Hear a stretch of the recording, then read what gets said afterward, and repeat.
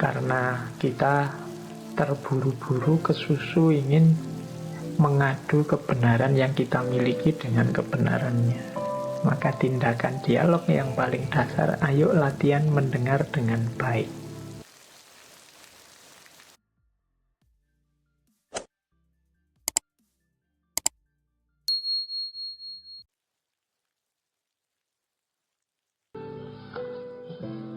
Bismillah, mari kita mengaji lagi. Yang pertama, ini saya ingin mengajak kita bedakan dulu ya, biar tidak menganggap sama antara dialog dengan debat. Dua-duanya memang terjadi ketika kita melibatkan orang lain untuk menyelesaikan masalah, untuk menemukan kebenaran. Kadang model dialog, kadang model debat. Meskipun konotasinya biasanya kalau di tengah masyarakat itu debat itu konotasinya agak negatif, kalau dialog konotasinya agak positif. Tapi sebenarnya ya dua-duanya salah satu metode untuk menemukan kebenaran. Debat juga baik kalau dilaksanakan dengan baik. Dialog juga baik. Dialog yang dianggap positif ya kalau dijalankan dengan tidak baik, hasilnya bisa kontraproduktif, malah nambah masalah baru. Debat juga begitu. Maka ya monggo kita milih. Nanti kalau situasinya cocok ya kita debat, kalau situasinya cocok ya kita dialog. Dilihat temanya. Jangan anti debat, karena mungkin ada momen, ada situasi yang memerlukan ini. Para ulama zaman dulu juga sering menggunakan metode debat, metode polemik. Tidak masalah, asal syarat dan ketentuannya terpenuhi, seperti kita bahas minggu lalu. Dialog juga begitu. Dialog itu penting, tapi jangan asal dialog. Apa sih bedanya dialog dengan debat? Jadi ada kalimat begini, dialog is about learning, debate is about winning. Nih, quotes ini menjelaskan bahwa dialog itu adalah ketika dua orang dengan kebenaran yang berbeda, dengan pandangan yang berbeda, gagasan yang berbeda, saling belajar, saling memberi masukan, saling mempertemukan kebenarannya, mencari titik-titik sama dan melacak titik-titik bedanya. Kemudian syukur-syukur bisa menemukan jawaban bersama kalau memang ada masalah yang dibahas. Kalau debat, ini dua orang punya kebenaran yang berbeda, kemudian saling mengadu argumen, mencari mana yang lebih benar, mana yang lebih valid. Jadi yang satu adu argumen, yang satu saling mengisi, saling berbagi argumen. Nah, jadi dialog is about learning, debate is about winning. Kalau debat yang dicari siapa yang kebenarannya paling unggul. Nah, harusnya kemudian yang paling unggul yang diikuti. Kalau dialog ini saling memberi masukan. Pulang dari dialog itu masing-masing merasa sama-sama tercerahkan. Ada wawasan baru yang tambah. Nah, asumsi-asumsinya apa antara dialog dan debat?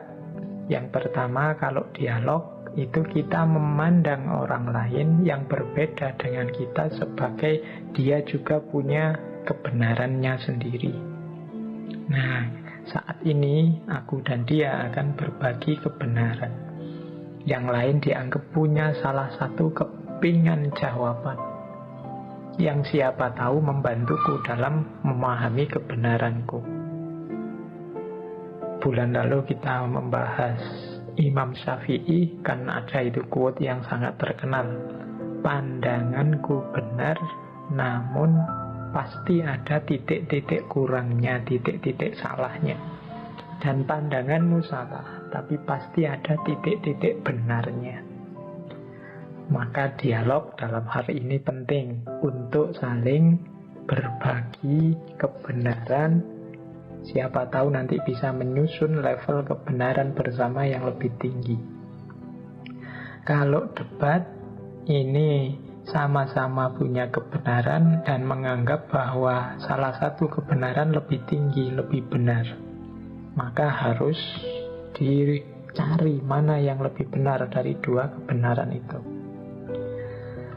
Nah, makanya dialog itu sifatnya kolaboratif, kalau debat itu sifatnya kombatif. Dialog itu saling bekerja sama, kalau debat itu saling mengalahkan, ingin mencari siapa yang lebih benar. Kalau dialog itu menemukan common ground, dasar bersama, kita ini berbeda pandangan tapi kita hidup di wilayah yang sama, di desa yang sama mungkin, di negara yang sama mungkin. Nah, kita mencari dasar kebenaran bersama untuk bisa hidup bersama. Nah, itu common ground. Kalau debat, mencari kemenangan.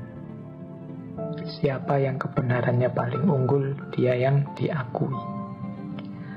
Kalau dialog, mendengarkan untuk memahami, kemudian menemukan di mana akar perbedaannya. Kalau dalam debat, kita mendengarkan kebenarannya orang lain untuk mencari kesalahannya, kemudian membantahnya, membuat argumen counter argumen.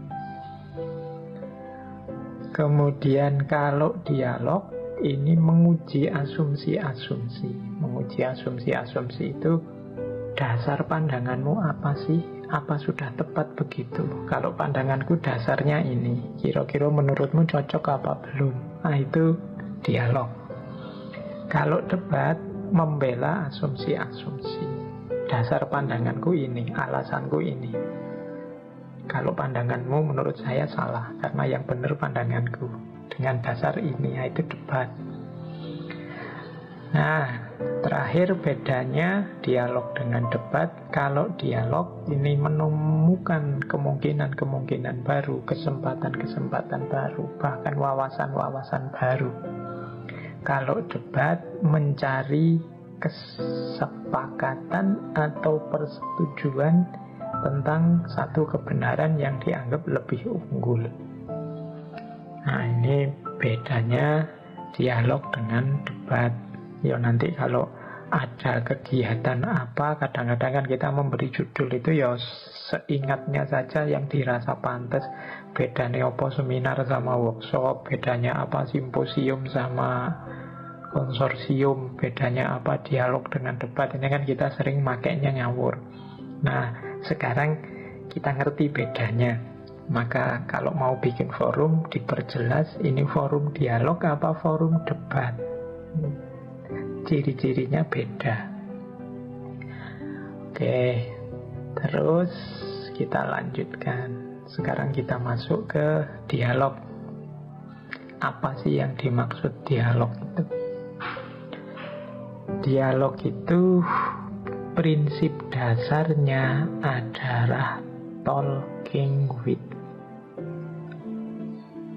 Jadi bicara bersama, bukan talking to, bicara kepada.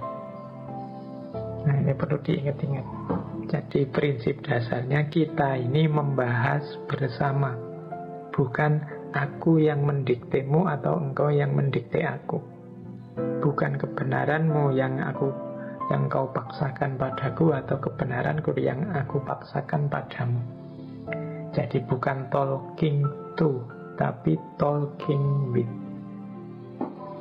Kita ngomong bersama. Ini versiku, mana versimu. Kira-kira kalau ada perbedaan, sumbernya di mana, akarnya apa, bisa dipertemukan atau tidak. Kalau ada kesamaan, ini kesamaan yang esensial, apa substansial, apa hanya kata-katanya saja, maksudnya berbeda, dan lain sebagainya. Jadi saling berbagi kebenaran. saling berbagi wawasan, bertukar pikiran. Itulah dialog. Kalau talking tuh ini bicara kepada, kalau ini monolog. Banyak orang melakukan forum dialog tapi hakikatnya monolog. Monolog itu semua pihak ingin memaksakan agar kebenarannya yang diterima. Ya kalau ini bukan dialog, kalau ini judulnya mestinya ya debat. Atau bahkan ada yang lebih kaku lagi. Kalau debat itu mending yang sana diberi kesempatan menunjukkan argumennya, yang sini juga diberi kesempatan menunjukkan argumennya, kemudian diuji yang paling benar. Tapi ada kalanya ruang publiknya tidak sehat. Hanya satu suara yang boleh memperdengarkan argumennya, sehingga satu-satunya kebenaran yang ditampilkan hanya itu. Ya kalau ini pasti bukan talking with, tapi talking to. Bicara kepada, bukan bicara bersama atau bicara dengan. Jadi prinsip dasarnya dialog itu talking with.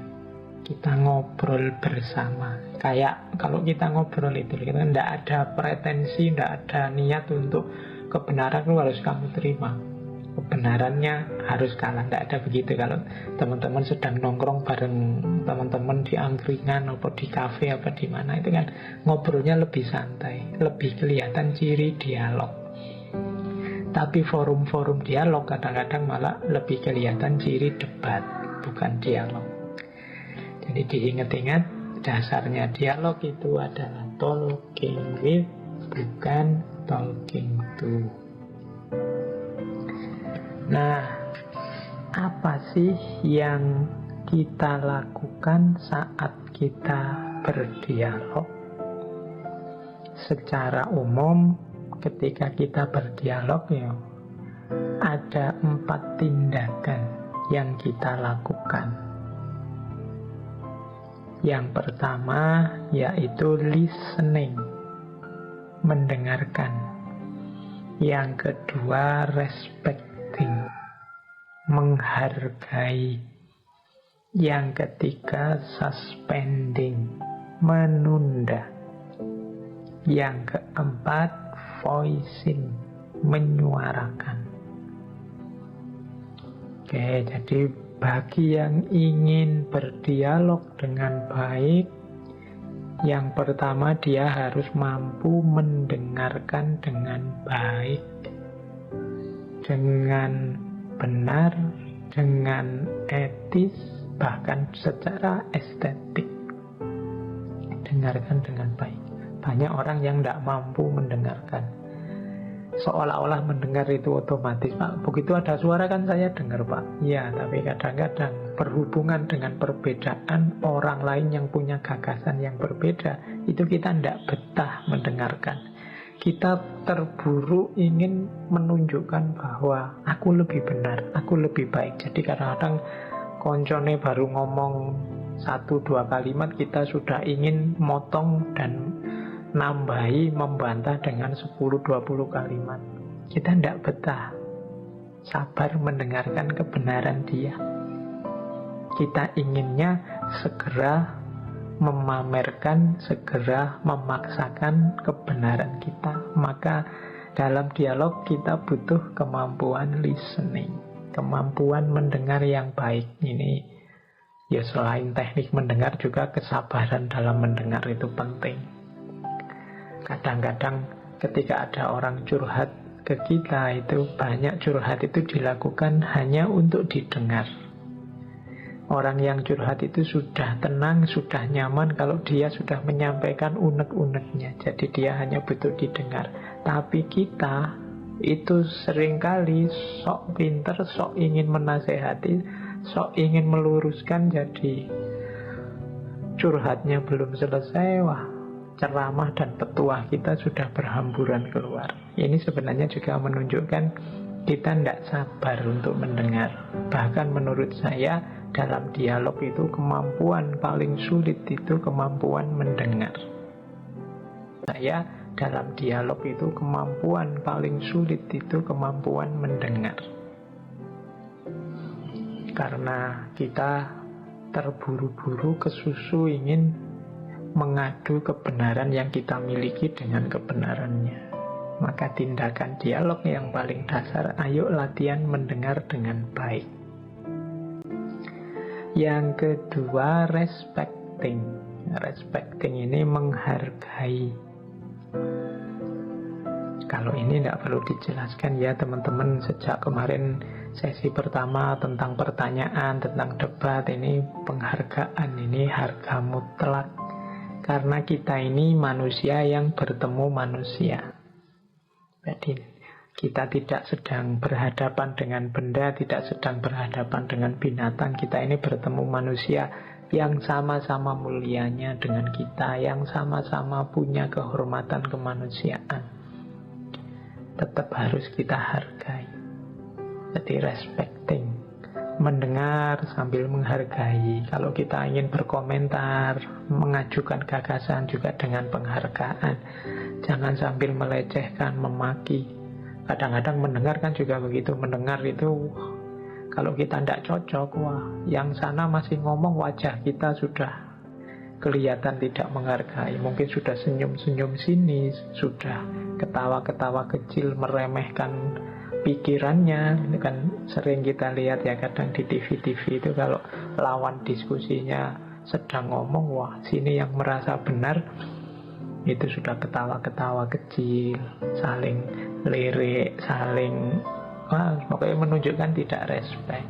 Nah ini jangan. Karena dialog yang baik ya selain mampu mendengar juga menghargai, respecting. Yang ketiga, suspending. Suspending ini, suspend itu menunda.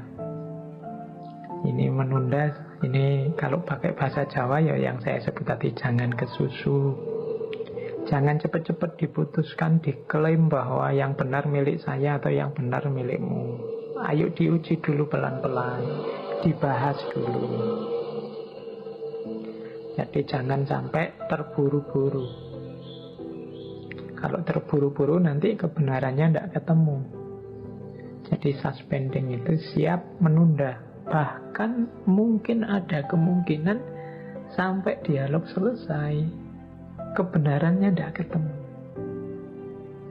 Bisa begitu, tidak apa-apa ya, tetap disuspend. Kan tidak boleh terus ngawur. Sudahlah, karena kita tidak bisa ketemu, titik temu kita tidak ada, kita karang saja, tidak bisa. Atau kita paksa saja, kamu harus ikut aku, kamu kan levelnya masih junior. Tidak. Kalau memang belum ketemu kebenarannya ya disuspend. Suspend ini di banyak sisi dialog dibutuhkan. Selain tidak kesusu mengklaim kebenaran, juga tidak kesusu menyalahkan, juga tidak terburu-buru merasa dirinya benar dan lain sebagainya. Bahkan tidak harus segera membantah kalau dirasa ada kesalahan, tidak harus segera menyalahkan, segera memusuhi, dan suspend dulu, pelan-pelan dibahas. Dan yang terakhir pastinya, kalau ini tidak perlu diajari, voicing. Voicing itu berarti menyuarakan kebenaran kita. Ya, mendengar penting, respecting penting, suspending penting. Kalau kita tidak bisa voicing, tidak bisa menyampaikan kebenaran kita, ya tidak jadi dialog. Jadinya monolog, dia yang ngomongi kita. Ya tetap kita harus punya kemampuan voicing. Ini primernya untuk dialog bisa jalan. Kalau kita tidak bisa menyuarakan kebenaran kita, ya biar diganti yang lain yang bisa menyuarakan. Jadi ini 4 tindakan dialog. Bagi yang ingin melakukan dialog, harus latihan teknik listening, harus mau menghargai yang lain, harus sanggup menunda klaim-klaim keputusan-keputusan, dan yang keempat harus mampu menyuarakan kebenarannya, voicing. Kalau 4 hal ini ada yang belum bisa, harus dibangun mulai sekarang untuk dialog, biar dialognya produktif.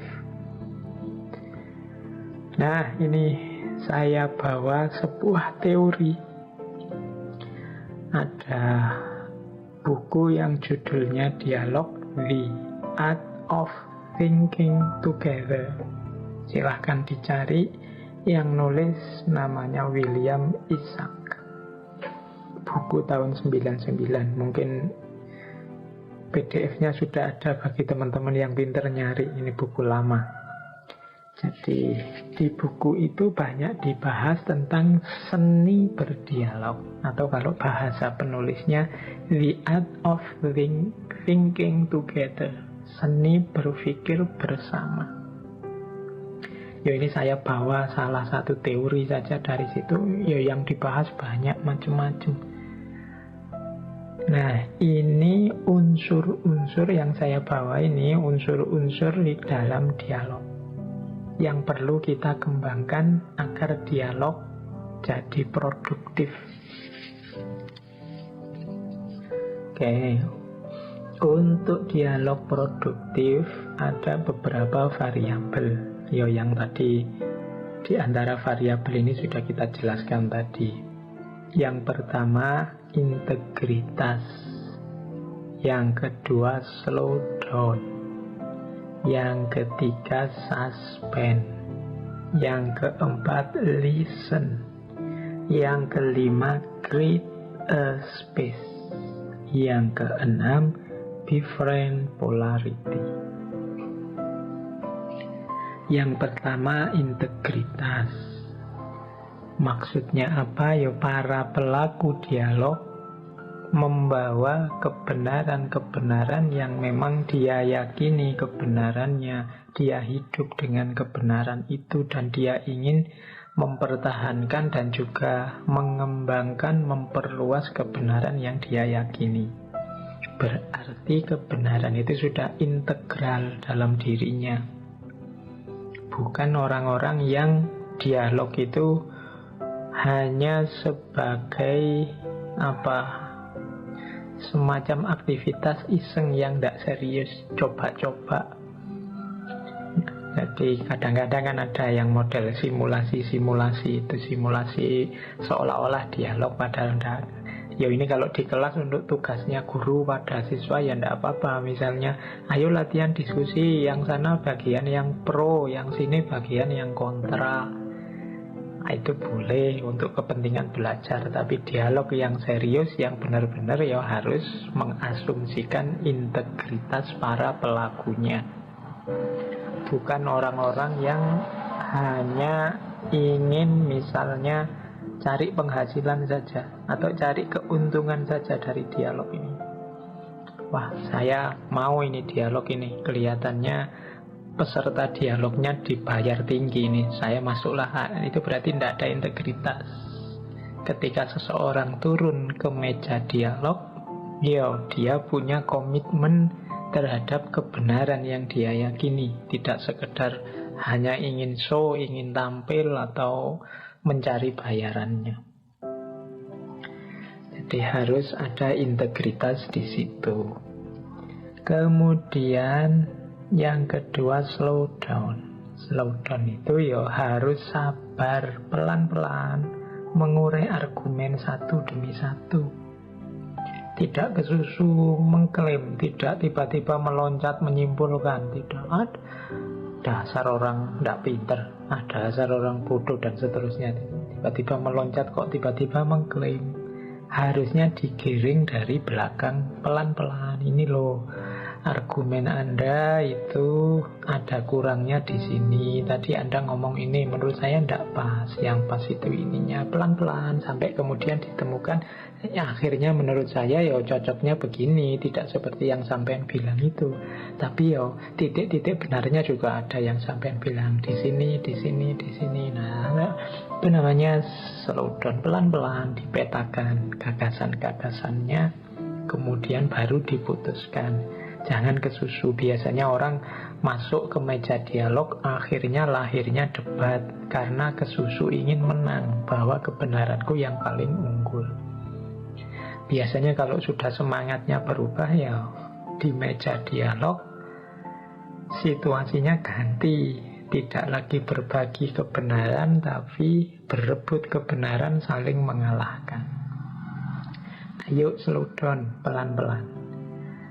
Yang ketiga, suspend. Suspend ini menunda. Ini melanjutkan slow down tadi, jangan kesusu disimpulkan. Kalau memang belum tahu ya ditunda. Kalau memang belum ada jawabannya ya jangan nekat. Suspend dulu.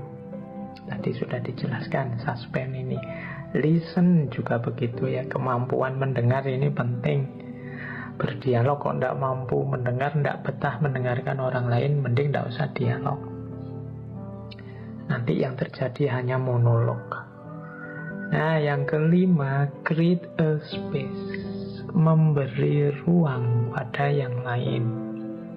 Tidak ngajangi, kalau bahasa Jawa ini merajai, ingin pokoknya forum ini 100% milik saya. Nah, tidak create a space. Saya yang punya forum ini, saya yang menentukan arahnya kemana, saya yang harusnya ngomong paling banyak. Kalau ada orang mau ngomong nanti saja, kalau saya sudah selesai, sisa waktu dari saya. Itu namanya tidak dialog. Dialog itu harus saling berbagi ruang, berbagi waktu. Mungkin kebenaran-kebenaran yang lain juga perlu mendapatkan waktu dan ruang untuk disampaikan. Jadi yang kelima, create a space. Yang keenam, befriend plurality. Befriend plurality itu akrablah, nyamanlah dengan perbedaan, dengan kontras-kontras, dengan kontradiksi-kontradiksi. Ini penting demi slow down, suspend, listen, create a space. Itu sebenarnya kuncinya pada befriend polarity. Jadilah orang yang bisa menerima perbedaan, nyaman dengan perbedaan, ketidaksamaan. Kalau kita dialog dan kita tidak punya mental nyaman dengan perbedaan, maka forum dialog akan jadi forum yang sangat menyakitkan.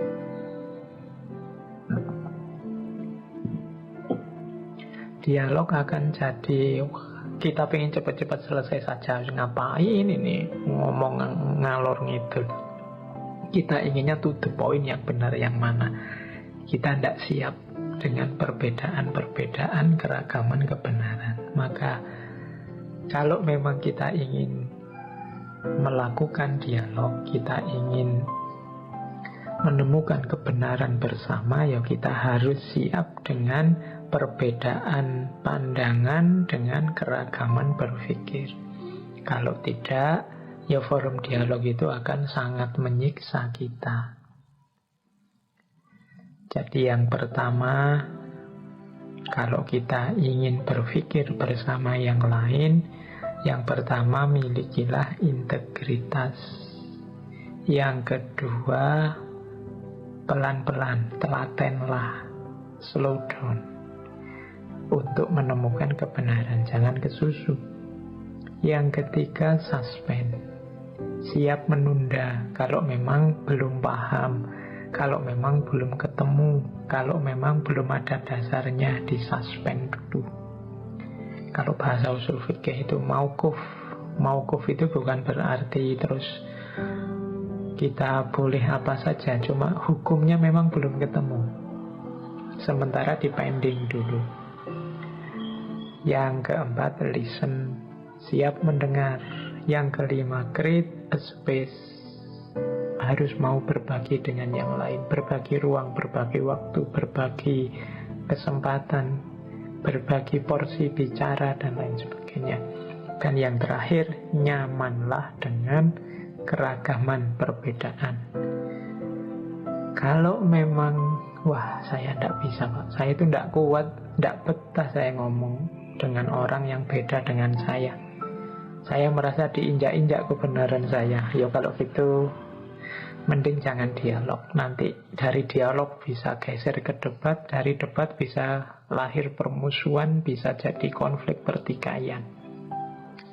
Tapi kalau memang ingin dialog, siap debat, ya harus befriend polarity.